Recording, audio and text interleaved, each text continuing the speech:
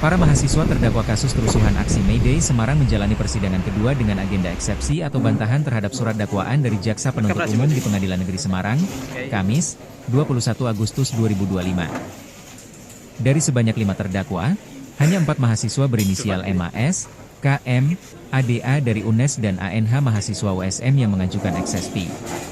Sementara, 1 mahasiswa lainnya, NJR mahasiswa Undip memilih tak ajukan eksepsi karena bakal mengajukan restoratif justice. Namun, ia turut dihadirkan dalam persidangan tersebut. Eksepsi tersebut dibacakan secara bergantian oleh 6 kuasa hukum para terdakwa dari Tim Hukum Solidaritas untuk Demokrasi atau Suara Aksi.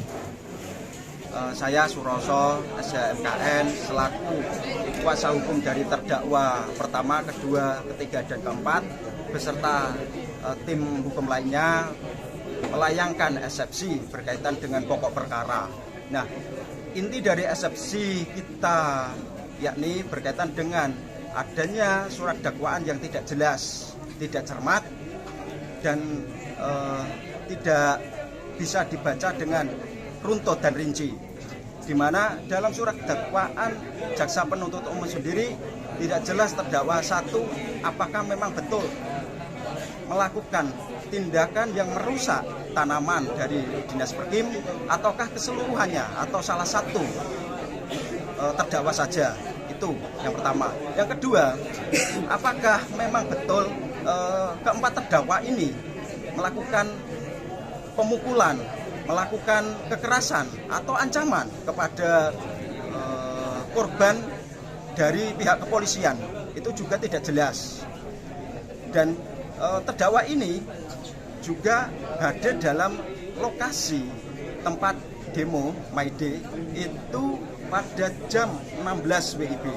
Tetapi tidak dijelaskan kapan waktunya para terdakwa ini melakukan tindakan kekerasan, melakukan ancaman kepada polisi.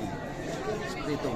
Nah, itulah yang kami poin utama kenapa surat dakwaan Jaksa Penuntut Umum ini saya anggap cacat, sehingga sesuai dengan ketentuan 143 KUHP itu harus dibatalkan dan harus batal demi hukum. Dan itu saya yakin eksepsi kita ini dikabulkan oleh majelis hakim. Itu dari saya. Terima kasih. Baik, selain terima kasih teman-teman, saya Noval Sebastian dari tim hukum keempat terdakwa. Kami tadi menyampaikan eksepsi kami sampaikan tidak hanya berkaitan dengan formil bagaimana surat dakwaan yang tidak cermat dan obskur, tapi kami juga menyampaikan bahwa ternyata para terdakwa juga mengalami penyiksaan ketika menjalani pemeriksaan di kepolisian. Kami menemukan fakta bahwa beberapa temuan ancaman kekerasan, salah satunya adalah dipaksa untuk pegang kardus aqua full dengan kaki satu selama 1 jam. Kemudian ada salah satu terdakwa yang kemudian sampai muntah darah dan dihalang-halangi untuk mendapatkan visum et repertum. Ini tentu saja paradoks ya, bagaimana kalau korbannya polisi bisa langsung cepat ditangani, tapi ketika korbannya adalah mahasiswa, masyarakat biasa, sulit untuk mencari keadilan. Kami khawatir keadilan itu sudah tidak bisa dicari. Apakah keadilan kalau sudah tidak bisa dicari harus dibeli?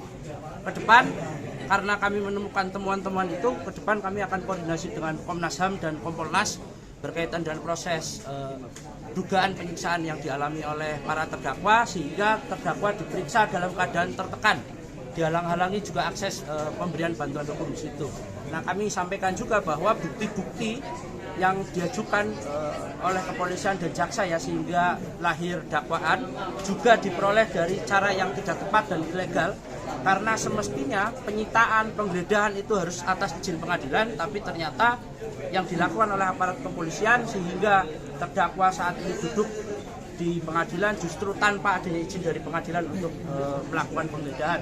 Jadi kami berpandangan bahwa tindakan pencarian bukti yang ilegal itu juga berpengaruh terhadap status terdakwa, sehingga status terdakwa harus batal demi hukum.